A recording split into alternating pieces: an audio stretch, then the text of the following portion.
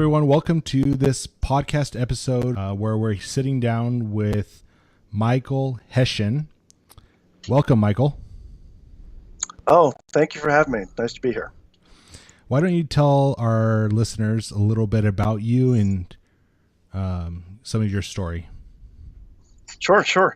So currently I am the manager of I'm part of a joint venture that focuses on a couple different areas. One of which is something called the Personal Debt Liberator, which helps people get out of debt using a web-based program that helps you mathematically get out of debt and save a ton of money and interest. And so that's one thing. And within that, I'm sort of building an agency within that because it's a tool that other professionals can use, insurance agents or real estate agents or mortgage brokers, so they can help their existing clients save a ton of money on their various debts, mortgages, student loans, whatever that is. So that's a piece of it. I'm also a licensed insurance agent, and one of my passions is something I learned a few years ago, which is a way to utilize a particular type of life insurance and create your own banking system out of it, and building it to a point where you can cut the banks out of the equation.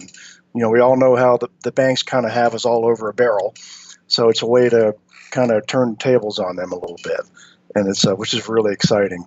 And I also show people how they can have their own online business, part-time online business that they can operate from home, which is a separate thing. So I got a couple things going, but they're all, I would say that the main focus is not changing what you're doing, just clean up where you're losing money and interest on your debts and stuff.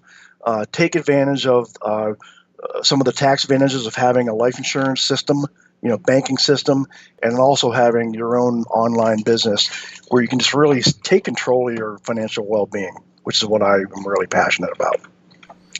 Now, we spoke a little bit prior about you had a past business venture that you were owning for about 16 years, you said.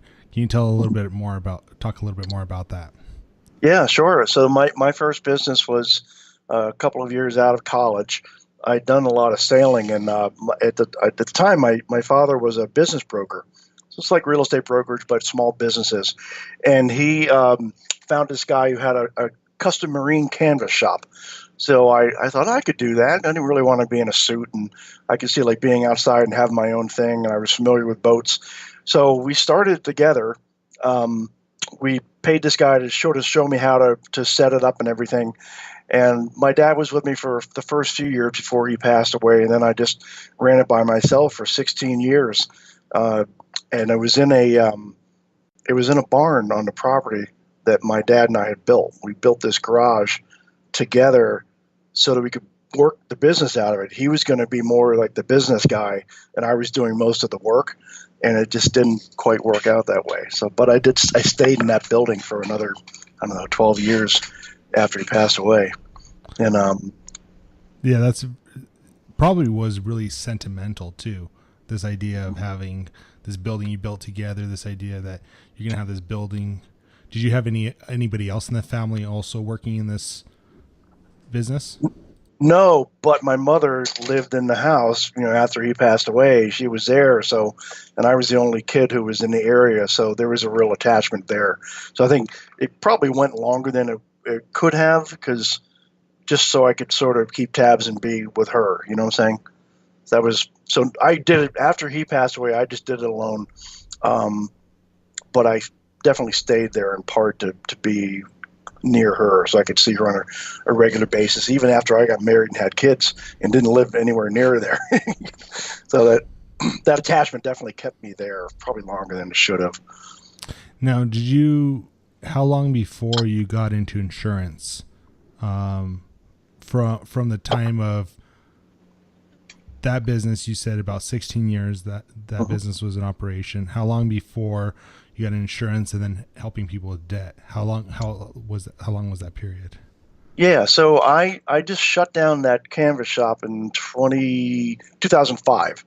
And my wife and I had we had some rental properties. So I started to get I started to understand leverage, because with my business, looking back on it, I just owned my own job.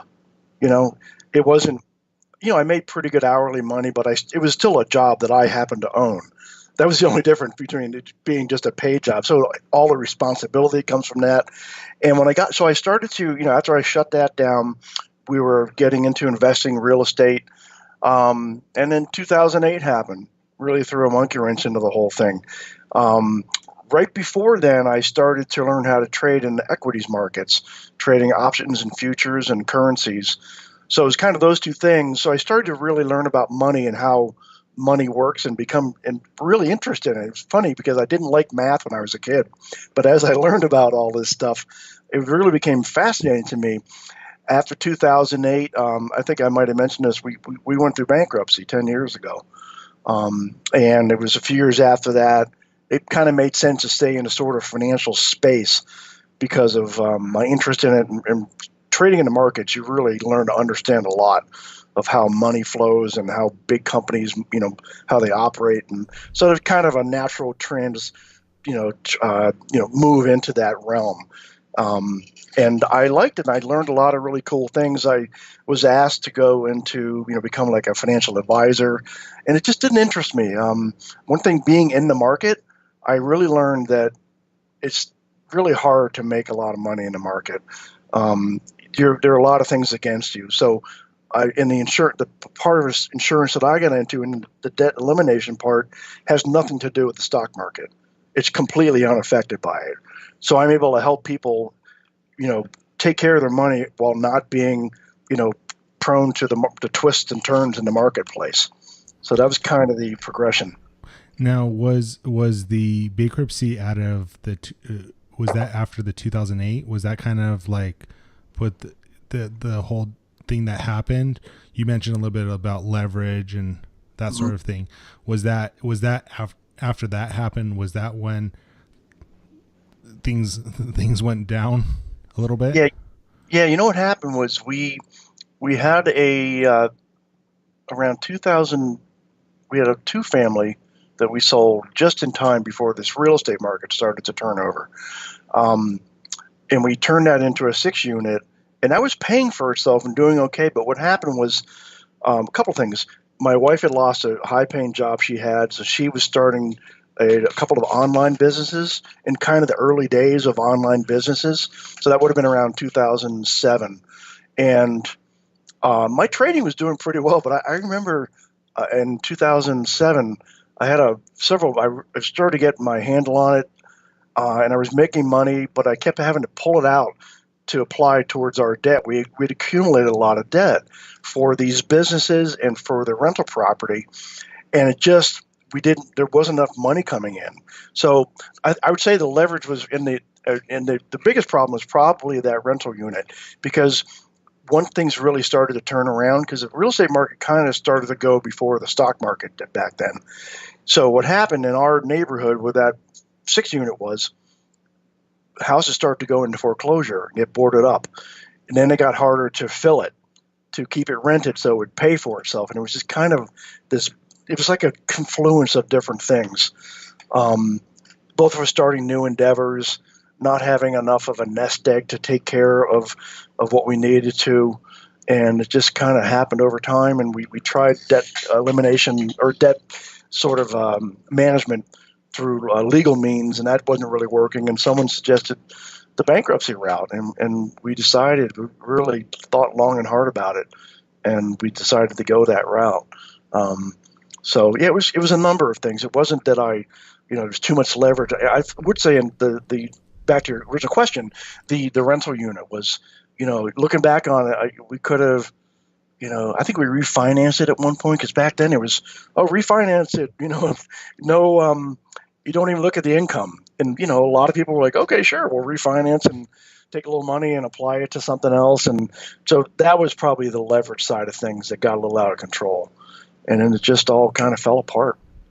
And so was that kind of the reason why you went into what you're doing now with regarding debt, helping others with debt? Yeah, because I learned firsthand what a sharp knife a lot of people are on. A lot of people they're walking a fine line, because this country, we don't save. Everyone knows that. Everything's geared towards spending and going into further debt. And the solution is, try to earn more money. But I've learned that there are ways that you can take what you're already doing and just be smarter about it, and start to save and start to get rid of that debt. People think about the mortgage industry. We're taught that the conversation out there is that, oh, your house is your biggest asset. It might be the most expensive thing you ever buy, but the bank owns it until you pay it off. You're just leasing it. And there's the conversation. Oh, buy your home, and and home ownership's great, but you have to be real about it. You're just leasing a house from a bank. You miss a few payments and you're screwed. They get it back.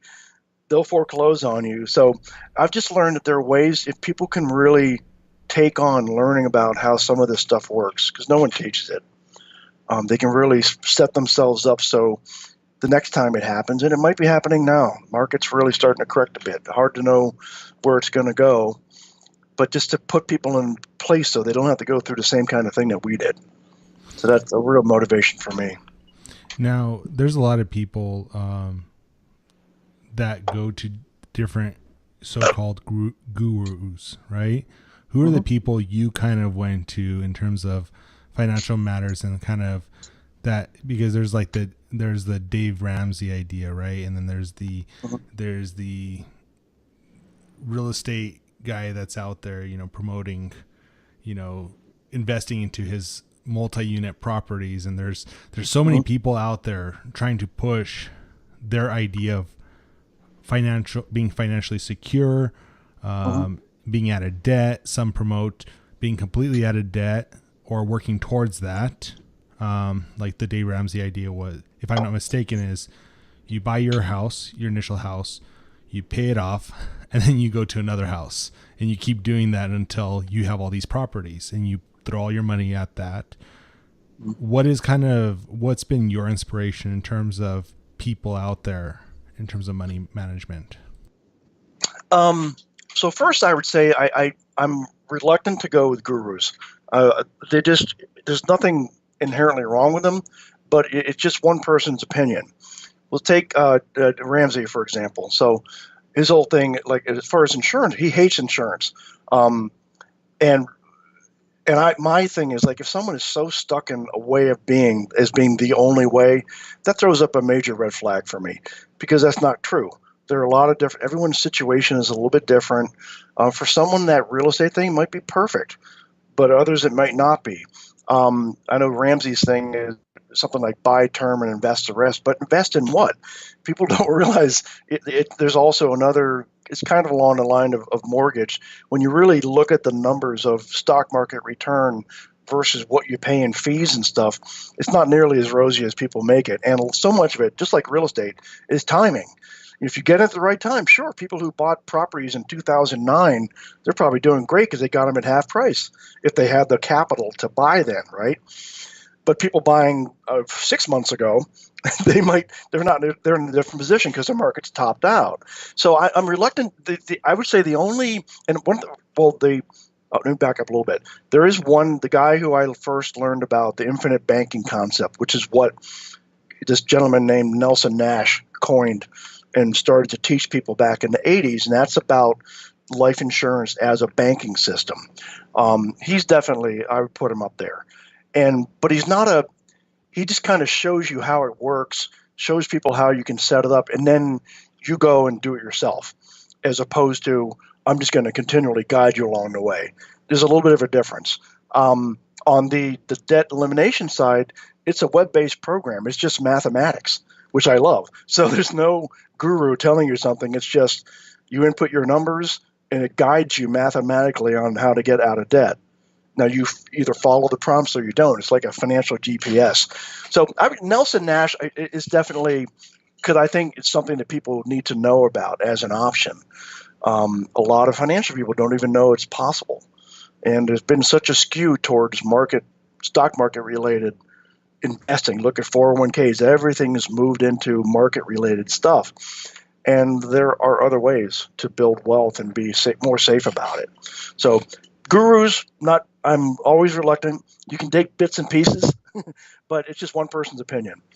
And that's why I put quotes, right? Because there's like so much of them out there that say like this is the way you do it, and it's kind of like health today, the diets and plans. You Oh know, yeah. everybody has their own spin on how it's supposed to be, or spirituality, or whatever it is. It's like everybody's preaching that there's this way, and they're selling it hard, and that's that because that's their business. And once you're in it, you got a following of people. If you were to change course, that kind of messes with your brand and who you are. Right.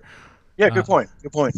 Actually, one of Nelson Nash's things is just, and we still do it now as our part of our group. If someone's looking at this, infinite banking concept, we call it personal liberty banking system. Same thing. Read a book and see if the concept makes sense to you. If it doesn't, fine. If it does, then we'll learn more and we'll take a look at it. So, which is different than this is the only way. It's not the only way, but it is a really powerful way that, a lot of people can take advantage of it. And, some will, some won't. That's fine. So it's different that way. It's more like this is available. You should learn about it. Read up on it a little bit. Makes sense. Great. If not, that's fine too. Now, some people, let's go back to a little bit to the bankruptcy. A lot of people, I imagine, maybe are still in this predicament, right? They have so much on them, and they're just like, what do? We don't know what to do. It's the emotional side of it. People struggle with it. Mm-hmm. Was it for you? Was it a plain business decision? Or was there a little bit of time that you're like, man, I've almost like that failure mindset in the sense that you had to get yourself out of. Does it make sense? Oh, to make that decision to go for the bankruptcy? Yeah. Is that what you mean? Yeah. For it? Yeah, it was tough. I think we talked about this a little bit because the first route we tried, there are outfits out there that are legal based and they're lawyers. And what they do is and they told us, say, look, stop making your payments and don't talk to them. And we're going to set aside money. Once you get a certain amount accrued and saved, they'll go in and negotiate with the credit card companies or whoever and say, look, my client, they owe you $50,000. We'll give you 20. And so that's their whole approach. And what was happening was because we were told not to call anybody, I remember trying to trade in my office, and this is still like landline days, right? This is 2007 or 8, somewhere in there. So the phone is ringing off, right? There might be people listening like, what's a landline? What's a landline? We had a main phone plugged in because it was really, cell phones weren't really that big 10 years ago. They were still kind of in their infancy.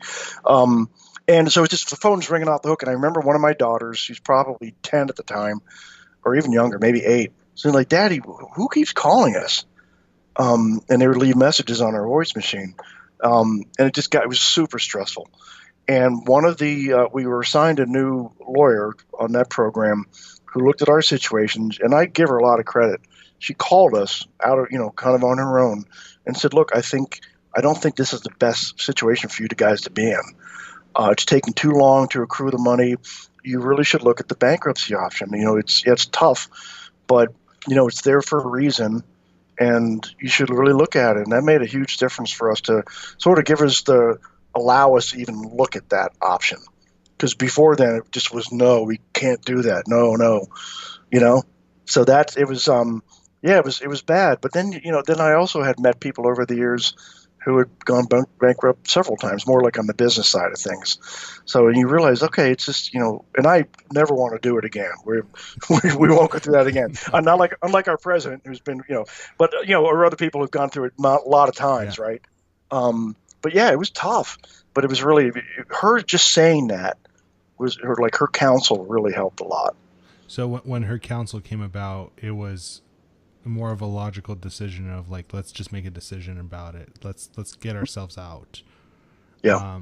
And so your decisions, because I think a lot of people, because some of this podcast is about the idea of happiness, no regret, living. But sometimes things that happen for you versus to you. There's people that say both of those.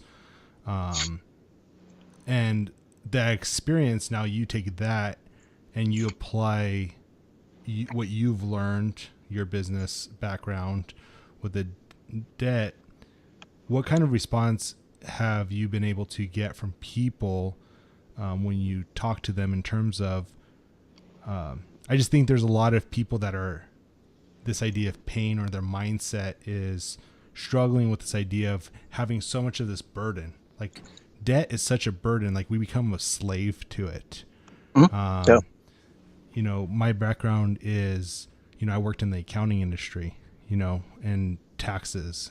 And there are so many people with IRS, you know, now they're, you know, I don't know if they've officially passed it, but if you have over a certain amount of IRS tax debt, they won't even give you a passport or renew a passport, because like you're basically locked in, because they don't want you running away, I guess. Yep.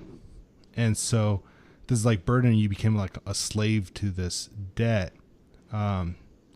Was what was like the freedom after, and did it take that long to rebuild afterwards?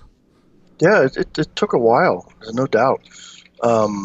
You know, there's a lot of early on, even though once we got it, actually just a little over 10 years ago, it was officially discharged.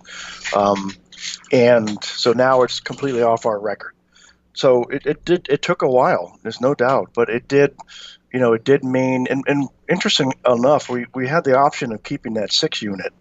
And we just, you know, in a way we just said, we're going to let it go.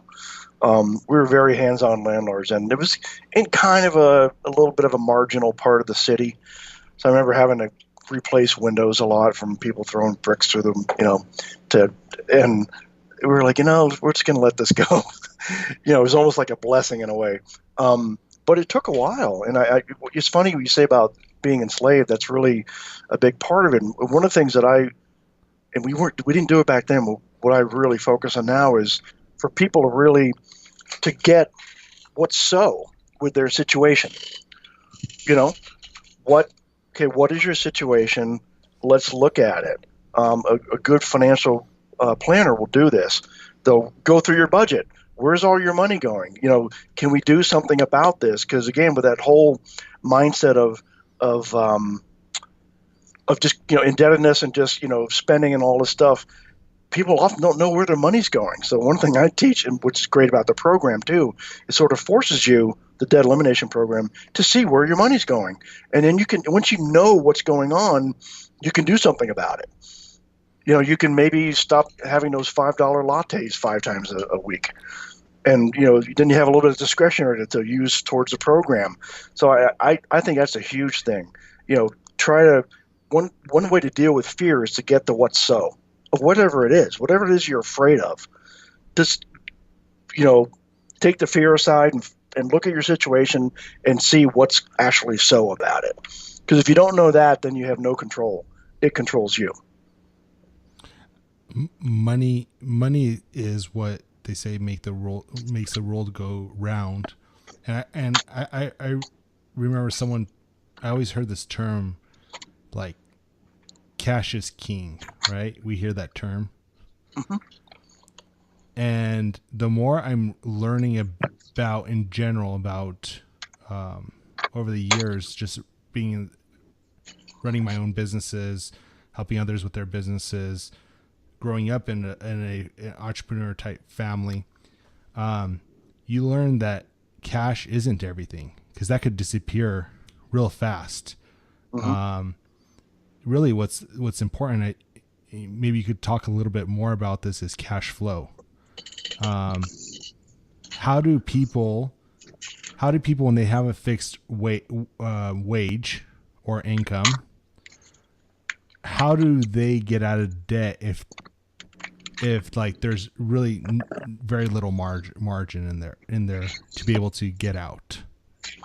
Does that make sense? Right. It so does. Like, it does. like it does. They don't have any savings, so they don't have the cash part. Mm-hmm. They don't have the cash flow. They maybe could, I don't know, save $100 a month, right? They're tight.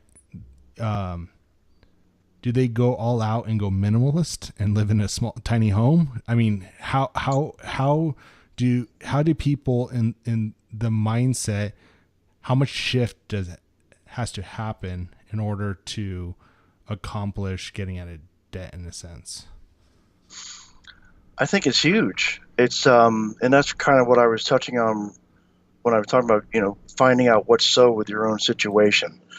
Because I think most people, and I've been guilty of it too, at times we still are not. I just talked to my wife earlier. She's like, where our expenses are going, and there are times you just don't really know, and we're doing okay. We're doing fine.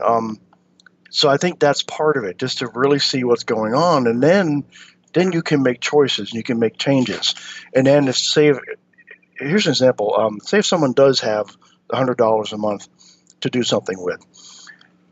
You certainly can't invest that and do anything with it. There's no way. When I was in financial services, more on the straight insurance side, you're trying to find anyone who's in financial services is trying to find someone who's making $150,000 or more, so they can actually put it somewhere and do something with it, make a living on it. One thing great about the debt elimination program is that once you get it, all you need you could have $25 left over per month. You can still apply it, and it will tell you what to do to make the most sense. So even with a small amount of money, $50, $100 a month, you can still start to affect and eventually bring down your expenses. So you start with a certain amount of discretionary, and then because what the whole thing's about is paying down principal to whatever it is. Because once you pay down the principal on whatever your debt is, mortgage, student loans, credit cards, auto loans, whatever, that will bring your payments down. So then you start to create more discretionary income. So it's sort of this combination of debt elimination and creating wealth at the same time. Now, what if like a lot of people, if you have a credit card at 3,000 balance, right? Just 3,000. I'm not even going to the 10, 50,000 in debt. I'm just saying 3,000. Mm-hmm. If you have an interest rate of like 17.99 or 20% or 22%, whatever it is, percentage wise, just alone on the finance charges of not paying that off is like $30 a month. Oh yeah. So yeah. Essentially it's a never ending, like you have to basically get $100 so you can start paying down that principal just to have room for that finance charges and start attacking that principal amount or what's built up. Mm-hmm. Yeah, that's actually what that's a good point, because what we actually teach with the debt elimination program is just to pay your minimum amounts and let the program figure out what makes the most mathematical sense. Because I think I've heard mortgage brokers say, "Oh, look, you can pay an extra interest and principal on your mortgage once a year, and you'll reduce your overall mortgage, especially if you have a long way to go in it, 20 years or more." And that's accurate, but you'll be much further ahead if you just pay the extra on the principal, because the whole thing is based on the principal. So something like that, yeah, you just if someone was going to make an extra payment, say all they have was that credit card, do your minimum, and then you send an extra amount, but you let the company know this is for principal only, the extra payment. Then that'll start to bring that whole thing down, because the whole thing's based on the principal. And most people don't think about that, So what do you think people get wrong about mindset? I think they're just not taught. Again, we're talking about money. No one teaches you this stuff. They really don't. Again, our economy is developed over time to be all based on credit, all based on loans and financing and everything. There's nothing wrong with that. It's just that the banks know how to do it, and they just have us over a barrel in many ways. So I'm all about turning, like I said earlier, turning the tables and teaching people how they can actually learn how to do it for themselves, so they're not at the effect. So yeah, mindset's huge, and it's just you have to be able to willing to learn a little bit. That's if someone really doesn't want to take on going through a little bit of a learning curve, it's kind of a waste of time, because what I teach and what I show people to do is it's all about I'll teach you how to fish, then you can fish for the rest of your life. I don't want to fish for you, which is really what most things are, whether it's financial planners or money managers. Oh, give me your money. I'll take care of it and earn fees on it. May or may not do anything. I'm all about showing. So there has to be a willingness to learn, and it's a process. It takes a little bit of time, but it's so worth it. What are 1, 2, 3 books? Because I'm gonna say 1, 2, 3 that way. That you could recommend someone that's maybe struggling with their finances to read. Let me think. Well, I would say one that I like a lot is that discusses the insurance as a banking system is something called the CASE, the CASE for IBC. That's the infinite banking concept. That's a second book that was written by the crew, Nelson Nash and a couple of his partners, and it's a little bit of an easier read. So I think that's a really critical book to read, just to start to see that even with not a ton of money, you can start to create your own system that can help you take advantage of not just losing all this money and interest. So that's one of my favorites. I'm trying to think if there's anything particular. Another thing, I'm trying to think of if there's a book. I would definitely suggest people read, and I'm not thinking of a particular book and title, but if they can find a good book on how, there are a lot of online businesses that people can do. The one I've went through a couple different ones over the years, where it's, Robert Kiyosaki, Rich Dad, really highly recommends having your own part-time online business, whatever that is. The best known ones are like Amway and Mary Kay, and those have their own baggage.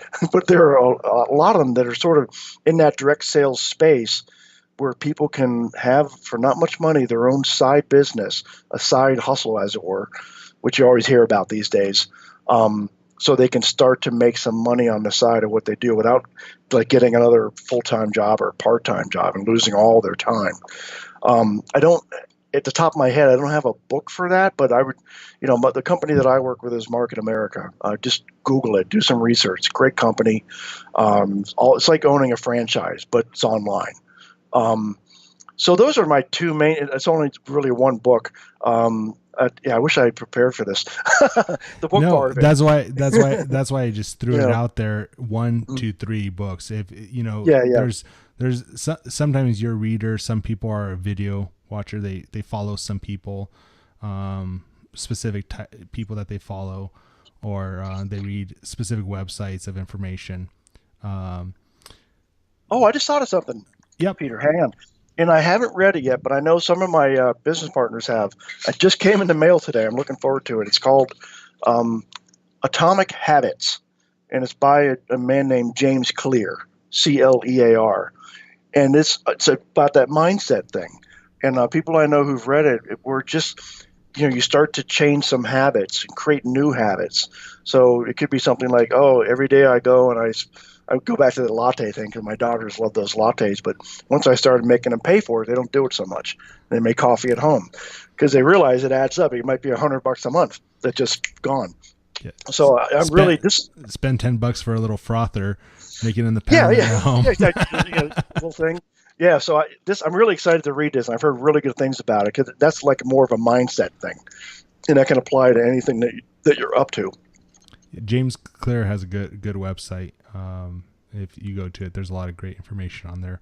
I'm going to ask 2 more questions. One is, how can people find you? And then second is, what is your last words to help somebody get out of debt? So how can people find you? Okay. So if they're interested in the Debt Liberator, that's a web-based program that can really guide you and show you how to save a ton of money and cut a lot of time out of your debt journey. Is I have a site here and has a video, and you can contact me through that. It's www.personaldebtliberator.com. So www.personaldebtliberator.com. debt-liberator.com.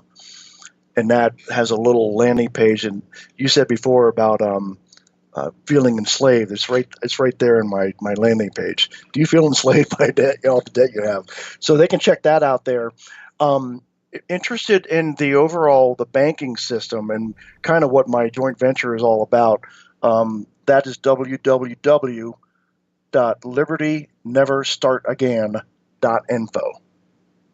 www.libertyneverstartagain.info. That's all about, we work with other professionals. The idea is through these joint ventures that we can get to where you're through these different avenues, real estate, the banking system, the life insurance, getting rid of debt, all these things, you can over time build, just not have to start over again. You can really start to create something for yourself. So those are the two main sites that get a hold of me. And as far as the debt goes, again, I think the critical thing is, it sounds tedious if you haven't done it. Go through 3 months of your expenses. See where your money's going. It doesn't take that long, especially if you run it through like one bank account or which a lot of people do, or a credit card or whatever. Just get a real sense of what's going out, how much is going out versus how much is coming in. And because it sounds daunting, but it just gives you a clear picture. Okay, this is what's going on in my current situation. Now I have, it opens up the windows. So, okay, this is what's going on. Now we can do something about it. Whereas if you don't do that, you're probably just going to keep doing the same thing. If you have a mortgage, and just be my second one. If you have a mortgage, and you have, if you can make a principal only payment to the back end of that mortgage, you can cut years off that back end. Just do it one time. And then eventually your payment will come down. So, but I really think the looking at what's going in and what's going out, really getting real about that is critical. Getting it, you heard it, getting a clear picture. Thank Yep. you very much, Michael, for coming You're on. welcome. Appreciate it. And everybody, the links will be in the description box below. Thank you so much. Thanks, Peter.